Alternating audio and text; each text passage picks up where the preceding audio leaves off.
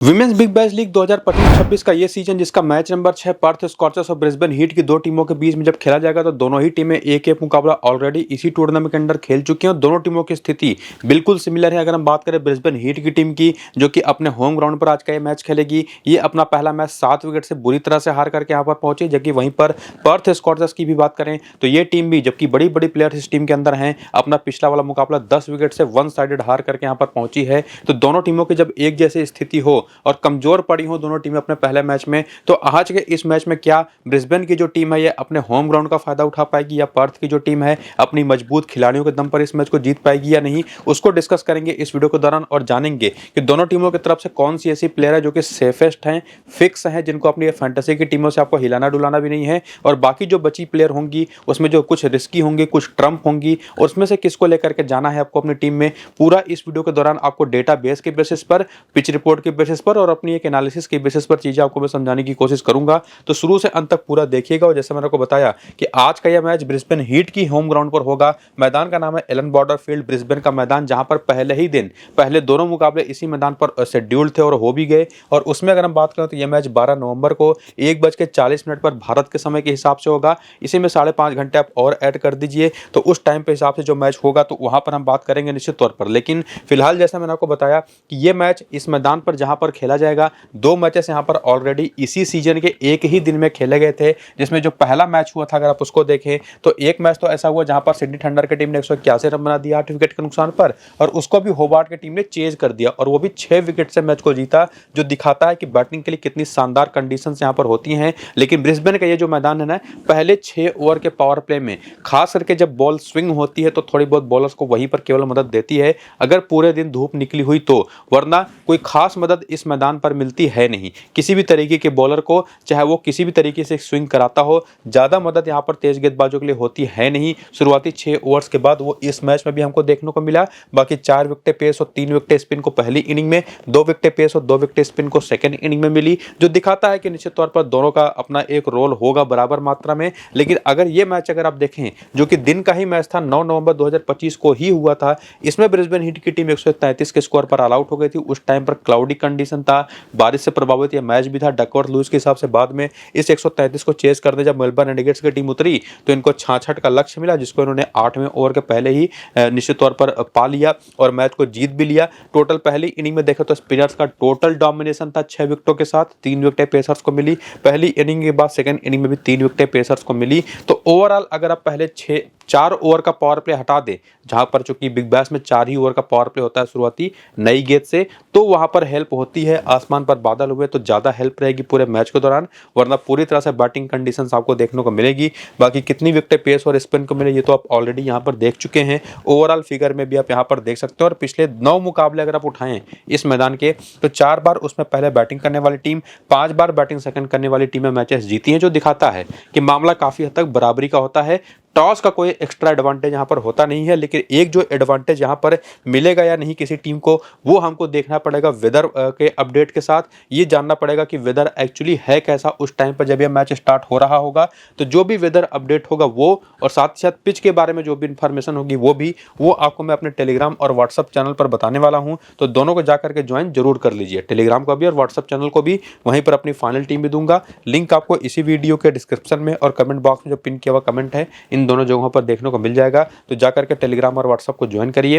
फिलहाल यह है आपके सामने ब्रिस्बेन हीट की पिछले मैच की प्लेइंग 11 और बैटिंग ऑर्डर, जो कि बड़ी अजीब सी थी। अगर आप देखें तो इनके पास हालांकि जेमाइमा रोड्रिग्स तो अपने चिरपरिचित बैटिंग ऑर्डर पर ही खेली, लेकिन चार्ली नॉट्स और नारायण डी क्लर्क इन लोगों ने ओपन करा दिया। जेमाइमा नंबर 3 पर आई, जेस जोनासन कप्तान नंबर 4 पर आई। इसके बाद चिनेल हेनरी से बैटिंग कराई इन्होंने, जो राइट हैंडेड बैटर होने के साथ साथ right arm medium pace bowler हैं और वेस्ट इंडीज के लिए रेगुलर बेसिस पर पावर प्ले में बॉलिंग करती है नई गेंद से। लेकिन बॉलिंग पिछले मैच में से कराया नहीं गया। इवन निकोला हैंकॉक जो कि डोमेस्टिक की बहुत ही बढ़िया right arm medium fast bowler हैं, T20 स्पेशलिस्ट हैं, इनसे भी एक भी ओवर बॉल कराया नहीं गया। और बाकी एनी ओनील भी खेली थी, सिएना जिंजर ने बॉलिंग भी करी, जो ओपन भी बेसिकली कर लेती हैं। तो अगर ये बैटिंग ऑर्डर में सिएना जिंजर ऊपर भी आ जाए तो कोई बड़ी बात है नहीं। और बाकी right arm fast medium bowling तो बढ़िया इन्होंने करी ही। जॉर्जिया रेडमैन जो जनरली एक ओपनर हैं, इनसे एकदम नीचे बैटिंग कराया गया, जो विकेट कीपिंग बैटिंग करती हैं। लूसी बर्क एक राइट हैंडेड बैटर है, लेफ्ट हैंडेड बैटर है माफ करिएगा, बाकी Lucy Hamilton off spin bowler. तो ये लाइनअप इनकी खेलते पिछले मैच में दिखाई पड़े थे, जिसमें बैटिंग ऑर्डर को लेकर के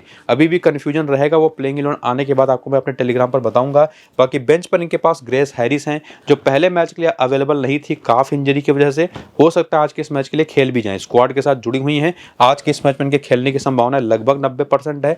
और बाकी लूसी बसिंगवेट है, बॉनी बेरी हैं इनके प्लेइंग 11 के अंदर या बेंच के अंदर, जो पूरा स्क्वाड है उसमें। और बाकी जो पिछले मैच है बॉलिंग हुई थी, जैसे मैंने आपको बताया कि चिनेल हेनरी से बॉलिंग नहीं कराया, निकोला हैंकॉक से बॉलिंग नहीं कराया इन लोगों ने, लेकिन जो बॉलिंग हुई उसमें लूसी हैमिल्टन ने 2 ओवर करे, सिएना जिंजर ने 1 ओवर किया, जेस जोनासन ने 5वां ओवर किया, नडाइन डी क्लर्क ने 6ठा और 8वां ओवर किया, चार्ली नॉट ने। तो वैसे भी बारिश से प्रभावित मैच था, 8वें ओवर में सामने वाली टीम ने लक्ष्य को पा लिया था, तो ज़्यादा ओवर्स करने को थे नहीं। लेकिन ओवरऑल इससे ये पता चलता है कि सिएना जिंजर, जेस जोनासन और साथ ही साथ यहाँ पर नडाइन डी क्लर्क, ये तो कम से कम 3 ऐसी बॉलर हैं जो लगभग पूरे 4 ओवर करेंगी। बाकी लूसी हैमिल्टन और चार्ली नॉट मिल करके पूरे मिलाकर के 5 ओवर 6 ओवर कर सकती हैं। और जरूरत पड़ी तो ये लोग निश्चित तौर पर इनके पास निकोला हैंकॉक और चिनेल हेनरी का भी ऑप्शन है, उनको भी यूज कर सकती हैं। बाकी इसी टीम के प्लेयर्स का अगर आप करियर का डाटा देखना चाहें तो वो भी देख सकते हैं। जैसे फॉर एग्जांपल जो खिलाड़ी हैं प्लेइंग 11 या बैटिंग ऑर्डर या पूरी की पूरी स्क्वाड के अंदर, उनका T20 करियर चला कैसा है। जैसे 83 मैच में 1364 रन है, 21 का एवरेज है, 55 विकेट हैं किसका, चार्ली नॉट का। तो ऑफ स्पिन बॉलर और एक राइट हैंडेड बैटर के तौर पर जो भी इनका ओवरऑल करियर है T20 फॉर्मेट में, इंटरनेशनल T20 ने वो गलती से लिखा हुआ है, तो वो चीज़ का डेटा यहाँ पर आपके सामने है। और वो परफॉर्मेंस इनकी इनिंग के बेसिस पर कैसी आई है, पहली इनिंग का बैटिंग एवरेज, सेकंड इनिंग का बैटिंग एवरेज, बॉलिंग का स्ट्राइक रेट पहली और सेकंड इनिंग का। जब बॉलिंग के स्ट्राइक रेट की बात आती है ना, तो एक एग्जांपल दूंगा, जैसे निकोला हैंकॉक को ही ले लेते हैं, बहुत ही बढ़िया बॉलर हैं T20 की। 3 तरीके के इनके पास तो स्लोअर वंस हैं, स्टिल पिछले मैच बॉलिंग कराया नहीं गया इनसे, 126 में 125 विकेट ले चुकी हैं।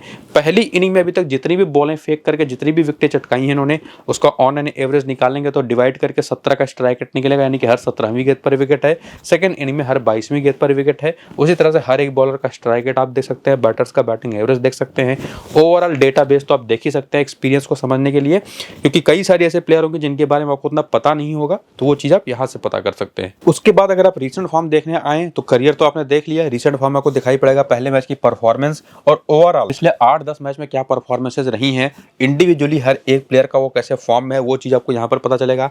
पहला मैच ये टीम बुरी तरह से हार करके आई है, ये आपको मैं बता ही चुका हूँ, तो उसी वजह से आपको दिखाई भी पड़ेगा कि चार्ली नॉट ने 4 रन बनाए, कोई विकेट नहीं लिया। नडाइन डी क्लर्क ने बल्ले से तो 40 रन बनाए, लेकिन बॉलिंग करते हुए कोई विकेट नहीं लिया। जेमाइमा तो केवल 6 रन बना के आउट हो गई। जेस जोनासन ने 8 रन बनाए, कोई विकेट नहीं लिया। 29 रन बनाए चिनेल हेनरी ने, और एक्चुअली इन्होंने बैटिंग अच्छी करी, तो एक बढ़िया बैटिंग ऑलराउंडर की ऑप्शन आज के लिए बन जाती हैं। बाकी सिएना जिंजर ने 2 रन बनाए, 2 विकेटें भी चटकाई। 16 रन बनाए जॉर्जिया रेडमैन ने, जो बहुत नीचे बैटिंग करने आई। लूसी बर्ग की तो बॉलिंग आई नहीं, निकोला हैंकॉक से केवल बैटिंग कराया, 5 रन की नाबाद पारी के लिए, बॉलिंग इनसे कराया नहीं गया। बाकी लूसी हैमिल्टन ने 1 विकेट लिया। तो जो परफॉर्मेंस पिछले मैच में रही और उसमें एडेड जैसे ग्रेस हैरिस अगर आज खेलती हैं तो ऑस्ट्रेलिया के लिए जनरली बहुत नीचे बैटिंग या बॉलिंग करने आती है, बहुत ही कम बार, इस वजह से वो नंबर्स आपको दिखाई नहीं पड़ेंगे। लेकिन प्लेइंग 11 में अगर ये खेल रही हैं तो उस लेवल की ये प्लेयर है कि आप इनको सीधे टीम में लेकर के जाएं बिना किसी डाउट के। लेकिन ओवरऑल पूरी एनालिसिस हर एक प्लेयर का देखें अगर आप नंबर्स के बेसिस पर भी, कौन कैसे फॉर्म में रिसेंट टाइम पे रहा है, तो उसमें जेमाइमा रोड्रिग्स तो बहुत ही अच्छे फॉर्म में थे। अभी ओडीआई वर्ल्ड कप में आप देख सकते हैं 24 रन 127 नाबाद 76 नाबाद, जबरदस्त फॉर्म में थी। लेकिन यहाँ पर आते ही पहले मैच में फ्लॉप हो गई। कंडीशंस भी थोड़ी सी हार्श थी बैटर्स के लिए बेसिकली मैं कहूँ। लेकिन ओवरऑल अगर आप फॉर्म देखें ना तो उसमें जेमाइमा भी और साथ ही साथ नडाइन डी क्लर्क भी 2 one of the best option इस टीम के अंदर है, एज अ ऑलराउंडर भी और एज अ बैटर भी। इवन आप चार्ली नॉट को भी उसमें इंक्लूड कर दीजिए, जिनको आप सीधे सीधे अपनी टीम में लेके जा सकते हैं। और उसी में जेस जोनासन, जिनकी परफॉर्मेंस तो पिछले मैच में जरूर बहुत ज़्यादा अच्छी नहीं आई, 8 रन बनाए, कोई विकेट नहीं लिया, लेकिन जो इनका रोल है अपनी इस टीम के अंदर और जो इनकी यूटिलिटी है एज ए बैटर और एज ए बॉलर दोनों मिला करके, उसके बेसिस पर ये तो वन ऑफ द सेफेस्ट कप्तान है, उस कप्तान के ऑप्शन भी बन जाती हैं नडाइन डी क्लर्क के साथ ही। यानी कि नडाइन डी क्लर्क भी उतनी ही इक्वली गुड ऑप्शन आपके लिए रहेंगी। और बाकी जो ऑप्शन है जैसे चिनेल हेनरी हो गई, ये भी चूंकि बैटिंग ऑर्डर में पिछले मैच में थोड़ा प्रमोशन मिला, और अगर ग्रेस हैरिस नहीं खेलती हैं तब तो इनका बैटिंग में अच्छा रोल होगा। लेकिन अगर ग्रेस हैरिस खेलती हैं तो चिनेल हेनरी का वो रोल आपको शायद देखने को ना मिले, एज ए बैटर थोड़ा सा और नीचे आकर के बैटिंग कर सकती हैं। तो दोनों में से जो भी खेलेगा ना वो आपकी टीम में आ सकता है। हालांकि ग्रेस हैरिस का इंपॉर्टेंस थोड़ा सा ज़्यादा है अगर प्लेइंग 11 में खेलती हैं चिनेल हेनरी के मुकाबले। बाकी इसके बाद आती है सिएना जिंजर, जिस तरीके की बॉलिंग इन्होंने पिछले मैच में की है शानदार 2 विकेटें लेकर के, उसके बाद तो निश्चित तौर पर one of the safest option ना सिर्फ बन जाती हैं बल्कि इवन अगर आप इसके पहले का भी इनका फॉर्म देखेंगे ना तो एबव एवरेज है। लेकिन चूंकि इनके पास बैटिंग की भी क्षमता अच्छी खासी है, कभी कभी इनसे ओपन भी करा लेते हैं ये लोग, तो निश्चित तौर पर one of the most important player ये भी बन जाती हैं। अब जॉर्जिया रेडमैन का तो निश्चित तौर पर बैटिंग ऑर्डर हमको हमको देखना पड़ेगा। अगर ऊपर आती हैं तो इंपॉर्टेंट है, वरना आप इनको स्किप कर सकते हैं। बाकी चूंकि अभी हमको पता नहीं निकोला हैंकॉक के बारे में बिल्कुल भी कि बॉलिंग करेंगे कि नहीं करेंगे, हालांकि है एक बहुत अच्छी बॉलर, लेकिन चूंकि बहुत ही रिस्की होंगे तो स्मॉल लीग में तो इनको आप निश्चित तौर पर स्किप करेंगे। मल्टीपल टीमें बना रहे हैं तो किसी एक टीम में आप जरूर ट्राई करिए। लूसी हैमिल्टन सेकंड इनिंग की बॉलिंग है तो एक अच्छी ऑप्शन है, पिछले मैच भी एक विकेट लिया। तो ओवरऑल किसकी क्या इंपॉर्टेंस है वो तो आपने यहाँ से देखा, लेकिन उसमें Jess Jonassen, Nadine de Klerk, Sianna Ginger, ये 3 बेस्ट ऑप्शन है। कप्तान है बस कप्तान के तौर पर, ये भी देख लिया आपने। ग्रेस हैरिस अगर प्लेइंग 11 में होंगे तो ये चौथी बेस्ट ऑप्शन हो जाएंगी। बाकी चार्ली नॉट और जेमाइमा रोड्रिग्स भी आपस में या तो रोटेट भी हो सकती हैं, दोनों को आप एक साथ भी लेके जा सकते हैं। बाकी आगे बढ़ते हो थोड़ा सा और डेटा का सहारा लें, जिसमें सबसे पहले तो हेड टू हेड के नंबर्स आएंगे। तो जब खेलती है पर्थ स्कॉचर्स की टीम सामने, तो उसके खिलाफ ब्रिस्बेन हीट की चार्ली नॉट जो है ये 7 मैच खेली हैं, केवल 2 विकेट हैं, केवल 86 रन है, तो आंकड़े तो बहुत ही पुअर हैं। इसके बाद आते हैं नडाइन डी क्लर्क, जिनके 2 मैच में 16 रन है, 2 विकेट हैं। जेमामा के भी नंबर्स काफी ज्यादा खराब हैं। जेस जोनासन के 19 मैच 248 रन है, 26 विकेट हैं। तो ओवरऑल अगर आप इन नंबर्स के बेसिस पर जाएं तो सबसे सेफेस्ट कैप्टन की ऑप्शन तो यही हो जाती है जेस जोनासन। बाकी चिनल हेनरी खेली नहीं है, नंबर्स एनी ओनील के एक मैच में 36 रन है, सिएना जिंजर के एक मैच में 2 रन है, बॉलिंग नहीं की है उस मैच में तो विकेट मिला नहीं। और बाकी जॉर्जिया रेडमैन के नंबर देखिए बेहतरीन दिखाई पड़ेंगे, क्योंकि ये एक्चुअली ओपनर हैं, लेकिन फिलहाल यहाँ पर काफी नीचे बैटिंग कर रही है। बाकी निकोला हैंकॉक के भी नंबर जबरदस्त हैं, इनसे भी काफी नीचे, बॉलिंग तो कराया ही नहीं बेसिकली, बैटिंग की तो बात ही छोड़ दीजिए। बाकी ग्रेस हैरिस के आंकड़े भी आप देख सकते हैं, जब बैटर कम से कम भी बहुत ही जबरदस्त हैं, और अगर ये खेलती है ना तो बहुत ही अच्छी पॉसिबिलिटी है कि साथ ओपन भी कर जाएं। तो बैटिंग ऑर्डर इस टीम को लेकर के बहुत ही ज्यादा कंफ्यूजिंग फैक्टर एक रहेगा, जिसको देखना पड़ेगा आपको ध्यान से। बाकी वेन्यू पर इस ब्रिस्बेन के मैदान पर चार्ली नॉट के एक मैच पे 21 रन है, 1 विकेट है। इसी मैदान पर एक मैच पे 3 विकेट हैं सिएना जिंजर के, 2 विकेट हैं निकोला हैंकॉक के, एक मैच में 1 विकेट है लूसी हैमिल्टन के। तो वेन्यू के तो बहुत ज्यादा आंकड़े आपको देखने को नहीं मिलेंगे, लेकिन जो हैं वो काफी हद तक कुछ न कुछ प्लेयर्स को तो स्टैब्लिश कर ही देते हैं कि वो आपकी टीम में जरूर होनी चाहिए। बाकी बैटर्स की ओवरऑल प्लेयर बैटल देखें, सामने की टीम की बॉलर्स को फेस करते हुए क्या इनके नंबर्स रहे हैं इनके रिसेंट पास्ट में। तो चार्ली नॉट एक ऐसी प्लेयर है जो सोफी डिवाइन की 12 गेंद पर 16 रन बना करके 1 बार आउट हुई हैं, एमी एडगर की 9 गेंद पर 19 रन बना करके 1 बार आउट हुई हैं, एलाना किंग की 20 गेंद पर 33 रन बना करके 1 बार आउट हुई हैं। और इनके जो एक ओवरऑल वीकनेस है वो है लेफ्ट आर्म ऑर्थोडॉक्स बॉलिंग पर 129 गेंद पर 136 रन बना करके 7 बार आउट हो चुकी हैं। इसके बाद नडाइन डी क्लर्क का भी ठीक उसी तरह से देखेंगे तो सोफी डिवाइन और एमी एडगर पर सस्ते में आउट हुई हैं, ऑफ स्पिन और लेफ्ट आर्म ऑर्थोडॉक्स बॉलिंग इनकी एक कमजोरी है, नंबर्स भी आप वहां पर देख सकते हैं। इसके बाद जेमाइमा रोड्रिग्स की बात करें तो सोफी डिवाइन इनको 2 बार, फ्रेया केम्प ने 1 बार, जो कि फिलहाल तो बॉलिंग करते दिखाई नहीं पड़ी थी पिछले मैच में। लिली मिल्स और एलाना किंग पर भी एक बार सस्ते में आउट हुई हैं। इनकी कमजोरी लेग स्पिन बॉलिंग है, जिस पर बैटिंग एवरेज देखेंगे तो 18.5 का इनका, 10 बार आउट हुई है 185 रन बना करके। इसके बाद सिएना जिंजर एलाना किंग पर 5 गेंद पर बिना कोई रन बनाए 1 बार। चिनल हेनरी की कमजोरी लेग स्पिन बॉलिंग है, जो कि ओवरऑल हर एक वेस्ट इंडीज के प्लेयर की होती है। बाकी जेस जोनासन को भी ओवरऑल इनकी कोई बैटिंग वीकनेस नहीं है, लेकिन ये कुछ इंडिविजुअल बॉलर्स हैं जिनके खिलाफ ये आउट होती रही है, खास करके लिली मिल्स, इबोनी हॉस्किन और एमी एडगर। तो एमी एडगर की इंपॉर्टेंस आपको काफी अच्छी दिखाई पड़ रही होगी यहाँ पर, जिस तरीके के इनके नंबर्स हैं उसको ध्यान में जरूर रखिएगा, क्योंकि जब ब्रिस्बेन हीट के बाद और बाकी जॉर्जिया रेडमैन और ग्रेस हैरिस तो जो सबसे बड़ी बैटर्स हैं उनका भी प्लेयर बैटल आप देख करके रखिए, क्योंकि जब आगे बढ़ेंगे और बात करेंगे यहाँ पर दूसरी टीम पर्थ स्कॉचर्स का, तो उसमें देखेंगे ना तो एमी एडगर आपको दिखाई पड़ेंगे बैटिंग ऑर्डर में, राइट हैंडेड बैटर है, ऑफ स्पिन बॉलर हैं। पिछले मैच में परफॉर्मेंस अच्छी नहीं आई थी, तो हो सकता है आज इनको लोग इग्नोर करें। बाकी बैटिंग ऑर्डर देखें तो बेथ मूनी है, केटी मैक है, मिकेला हिंकली है, सोफी डिवाइन है, पेज स्कोफील्ड है, एमी एडगर के साथ फ्रेया केम्प भी हैं, तो बड़ी बड़ी प्लेयर्स हैं इस टीम के अंदर। और बाकी Alana king, Chloe Ainsworth, lily Mills और इबोनी हॉस्किन को एक इंटरनेशनल टीम बन जाए, पूरी की पूरी जो प्लेयर इसमें आपको दिखाई पड़ेंगी, एक से बढ़ के एक बड़ी प्लेयर। बाकी बेंच पर ये 3 नाम आपको दिखाई पड़ेंगी। बॉलिंग पिछले मैच में इनकी तरफ से भी बहुत ज्यादा हुई नहीं थी, क्योंकि यह टीम 10 विकेट से हारी थी। तो जो Chloe Ainsworth, Alana King, Sophie Devine, Amy Edgar के 2 ओवर, बाकी लिली मिल्स और इबोनी हॉस्किन जो है, उसमें इबोनी हॉस्किन को छोड़ दे तो बाकी जो 5 बॉलर हैं वो इनकी मेन बॉलर्स हैं। इबोनी हॉस्किन जरूरत पड़ने पर आपको बॉल करते दिखाई पड़ेंगी। नंबर ऑफ ओवर्स तो आपने देख ही लिया, बाकी करियर के आंकड़े भी देख करके रखिए, जैसे आपको मैंने ब्रिस्बेन हीट का समझाया था, ठीक उसी तरह से यहाँ पर भी आपको चीजें देखनी है और समझनी है। लेकिन इसको समझने के बाद जब रिसेंट फॉर्म की तरफ आएंगे तो ये तो आपको मैं बता ही चुका हूँ कि पिछले मैच में टीम 10 विकेट से हारी है, तो इसी वजह से किसी भी बॉलर को आप नहीं देखेंगे कि किसी ने कोई एक भी विकेट चटकाया हो। और अगर कोई टीम 10 विकेट से हार रही है तो इसका मतलब है बैटिंग अच्छी हुई नहीं। तो बैटिंग में भी देखेंगे तो मिकेला हिंकली के 31 रन को हटा दें तो किसी के रन ही नहीं है। फ्रेया केम्प ने जरूर 16 रन बनाए, 20 रन की पारी बेथ मूनी ने खेली,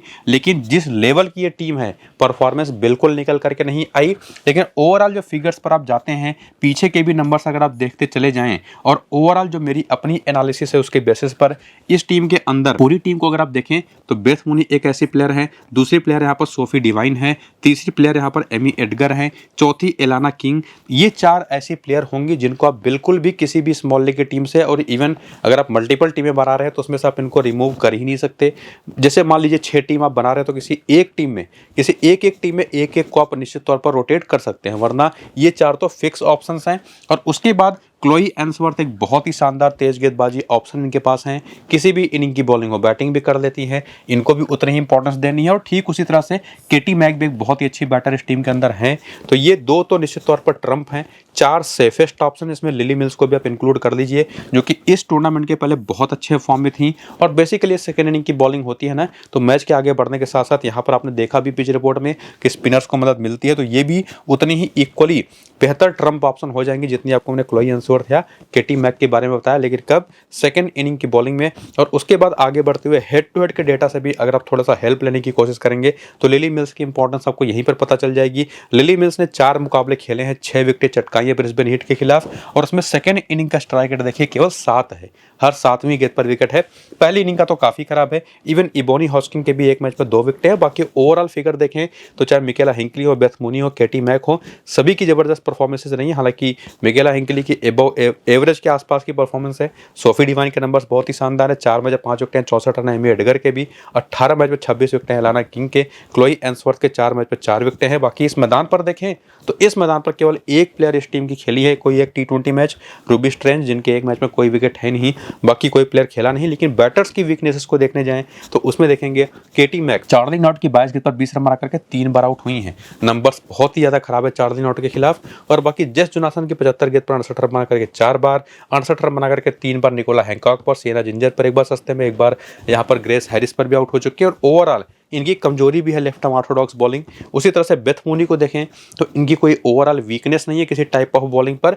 दिक्कत इनको जो रही है कुछ हद तक निकोला हैंकॉक ने इनको बहुत परेशान किया है। तो आप देखिए निकोला हैंकॉक कैसी बॉलर हैं कि इतनी बड़ी इंटरनेशनल बैटर को भी वो काफी परेशान करती नहीं है। स्टिल पिछले वजह बॉलिंग उन्होंने किया नहीं। इवन चिनल हेनरी ने इनको भी 2 बार आउट कर रखा है। बाकी लोगों को फिर भी काफी ठीक खेल गई है। बाकी मिकेला हिंकली के आंकड़े आपके सामने है, ऑफ स्पिन और लेग स्पिन इनकी भी कमजोरी है। और उसमें पेज स्कोफील्ड, सोफी डिवाइन और एमी एडगर के भी नंबर्स हैं। इसमें पेज स्कोफील्ड और एमी एडगर ओवरऑल स्पिन भी खराब खेलती हैं। सोफी डिवाइन को ऐसे कोई किसी स्पेसिफिक टाइप ऑफ बॉलिंग पर दिक्कत नहीं है।